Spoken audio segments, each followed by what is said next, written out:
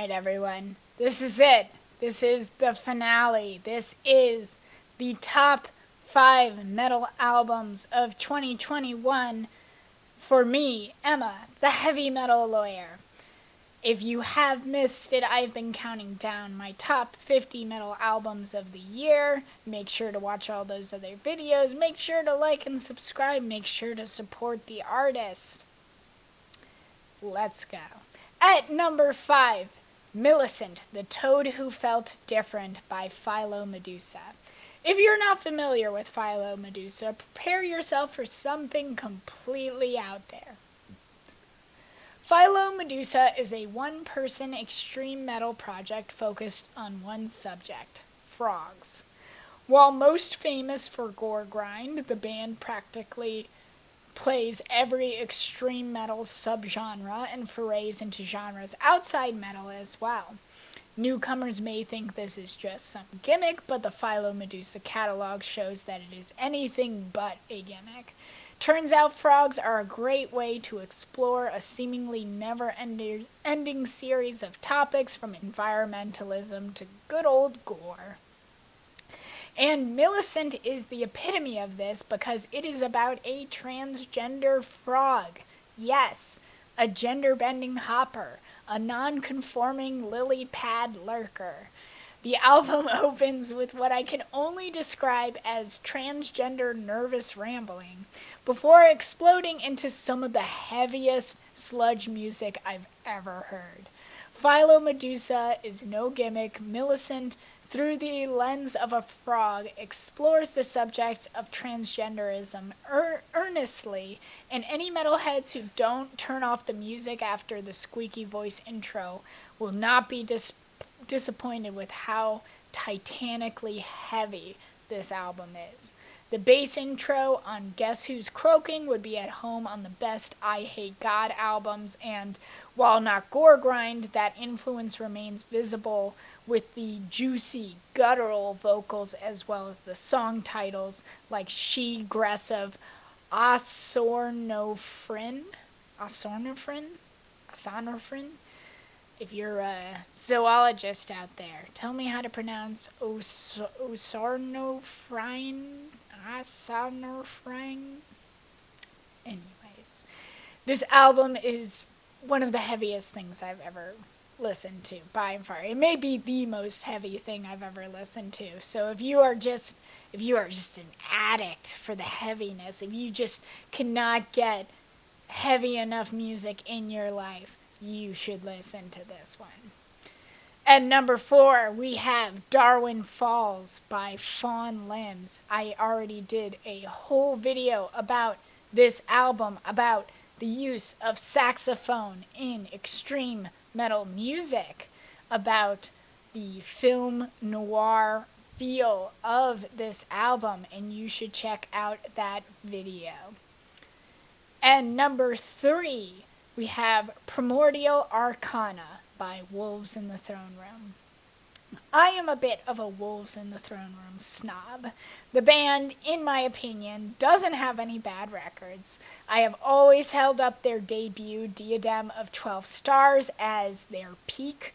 Some bands just explode with brilliance from the beginning, peaking early even if their later albums are also really good.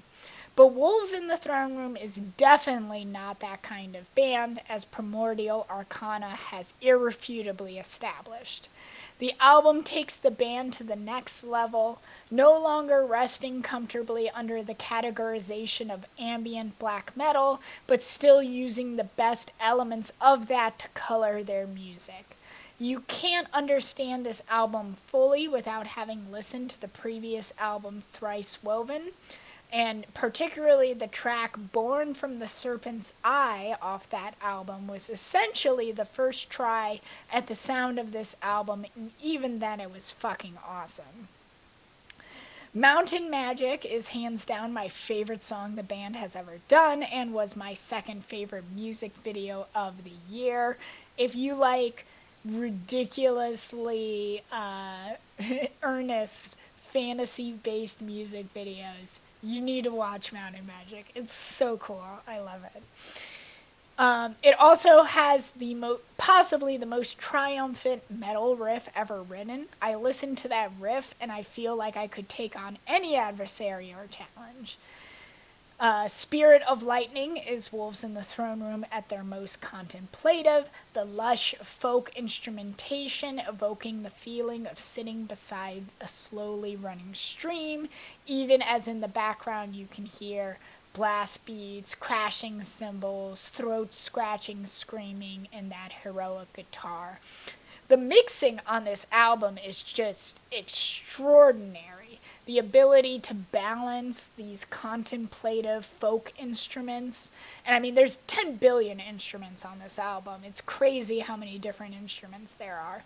But to blend all of these instruments that are very quiet, very contemplative and sparse with, black metal music, which is the complete opposite. Black metal is loud. It takes up as much space as possible. I mean, this is really like a producer's nightmare, is mixing this album. But whoever did it did a really good job, because the mixing on this album might be the best mixing I've ever heard on a metal album. Conversely, you have the battle horn intro and driving rhythms of Primal Chasm, Gift of Fire, which make it sound like the music is the background of some epic fantasy war.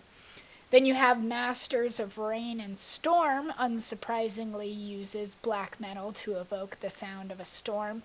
And that's the craziest thing about this album, is that Wolves in the Throne Room just create these beautiful soundscapes that sound so natural that you sometimes forget that you're listening to a black metal album. You're like, oh no, this is just what nature sounds like, right? This is just the music of the forest. And the music of the forest is black metal. And let me show off this vinyl really quick. This is the Primordial Arcana vinyl. I think I got this from the Hard Times, if I recall correctly. I love the artwork here.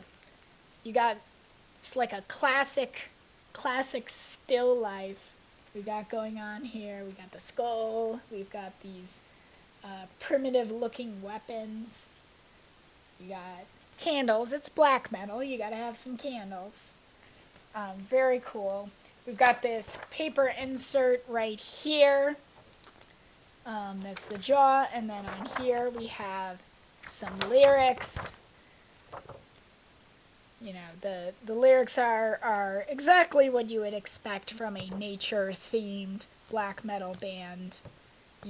Just to quote from Masters of Rain and Storm. Masters of Rain and Storm, gather your counsel, forge the mist, shed your icy tears. God of thunder, wield your hammer, rainbow and storm cloud, take passage. You gotta love it, folks.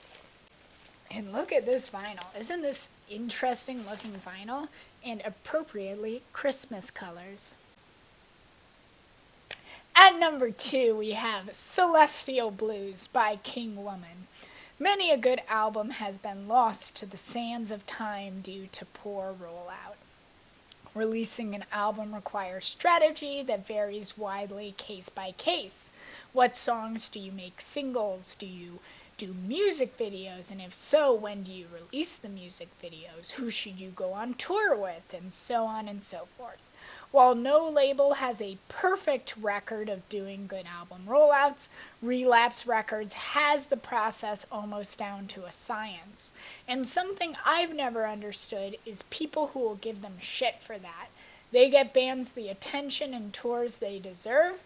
If they have to sell silly merch packs to do that, I think it's worth it. Case in point. Number 2 metal album of 2021, Celestial Blues by King Woman. The record snagged the metal world's attention long before it dropped with the release of the music video Morning Star, my favorite music video of 2021. That song is the standout track of the album, but nearly as good as that is Psychic Wound, which was also teased with a ludicrously sexy music video. Just this music video, it's too sexy. It's too sexy. I will admit that I was apprehensive that this album would be essentially just a vehicle full of filler for these two amazing songs. You know, you see that a lot with like mainstream pop and hip hop songs, for example. You have these music videos pushing the singles, and then the album comes out, and no one listens to the rest of the album. But to the contrary, this album is seamless, consistently engaging, and creative from front to back. My favorite track on the album might be neither of the two singles, actually, but rather the demonic howls and eerily beautiful breakdown of Golgotha. This album is why I love listening to albums as opposed to individual songs. It is full of moments of brilliance that reward re-listening. While not a concept album per se, the album does have a cohesive theme of ostracization and trauma due to being alien or otherworldly. The gender-ambiguous figure of Lucifer Morningstar can be felt throughout the album, even if they are only explicitly given a voice in the track Morningstar.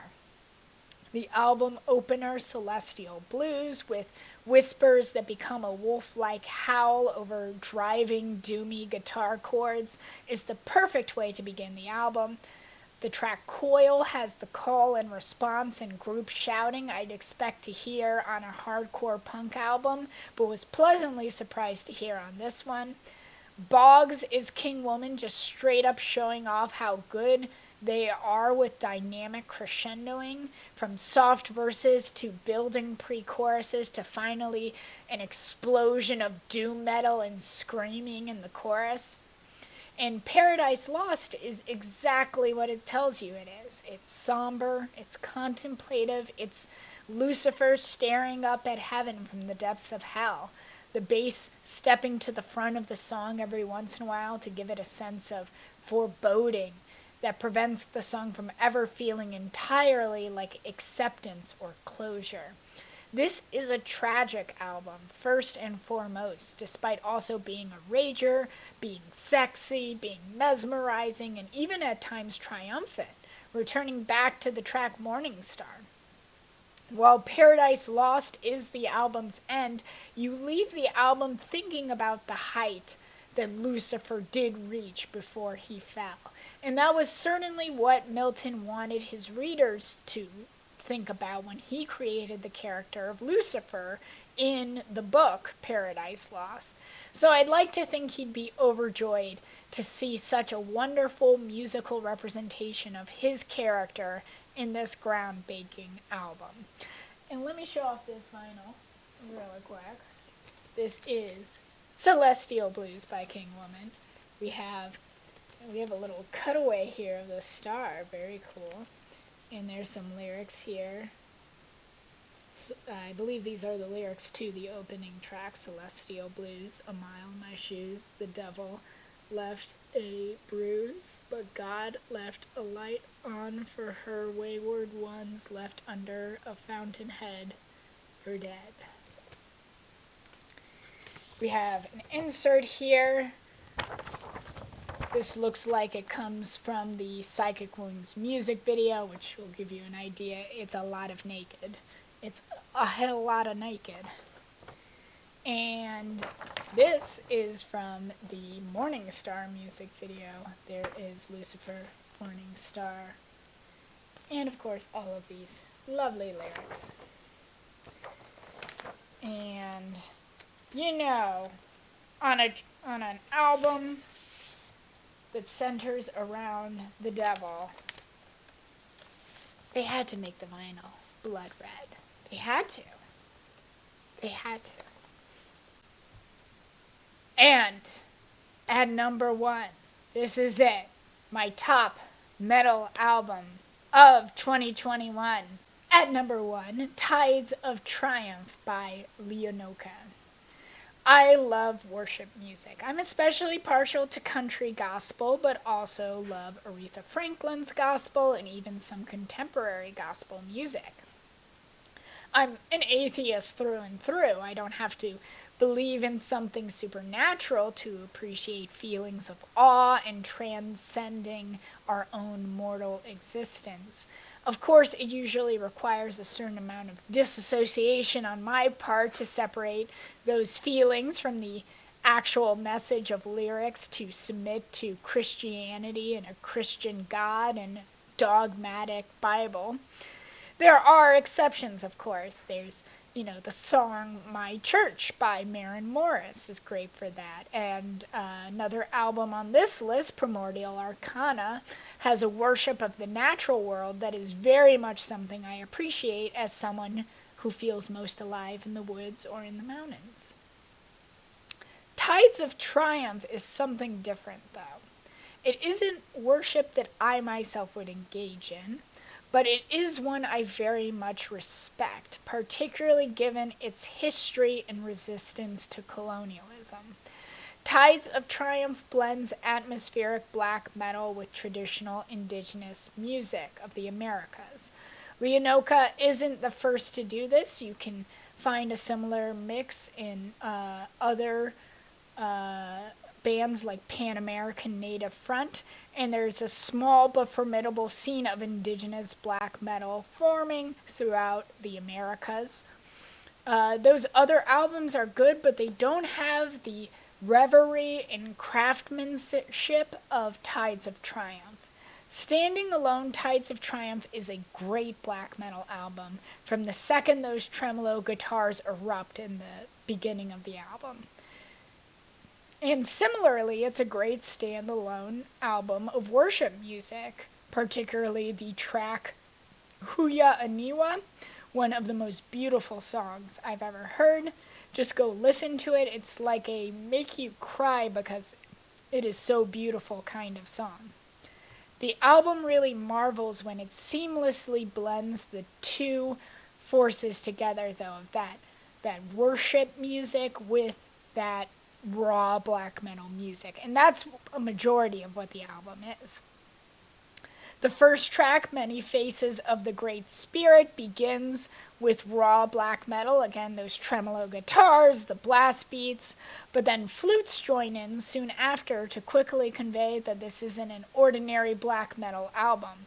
The sprawling, almost 16-minute long song has the feeling of a great legend being retold to an assembled crowd of the devoted. And like the characters of a great legend stick around in your head, so will the many riffs cycled through on this song, thematically connected but exploring a whole range of sounds across the black metal spectrum. The two tracks after Huya Aniwa are almost as long at 10 and 12 minutes respectively, but they have a very different feel. Rather than the recitation of a legend, the track The Way of Divine Destinies feels like embarking on a journey yourself. The slow, clean opening chords like waves rocking against a boat taking you to a new faraway place. The track The Push and Pull in the Tides of Triumph feels like you have awoken to a greater truth about yourself and the world around you, something that binds everything together. Each one of these 4 songs has so much meaning, has so many different parts to unpack and listen to, but most importantly, to just be present with and to feel awe within. And that's why it's my top metal album of 2021. So that's it, folks. That's the top 50 metal albums of 2021. Let me know in the comments what your favorite metal albums were this year, what you thought of my list, and if I introduced you to any new metal albums that you like.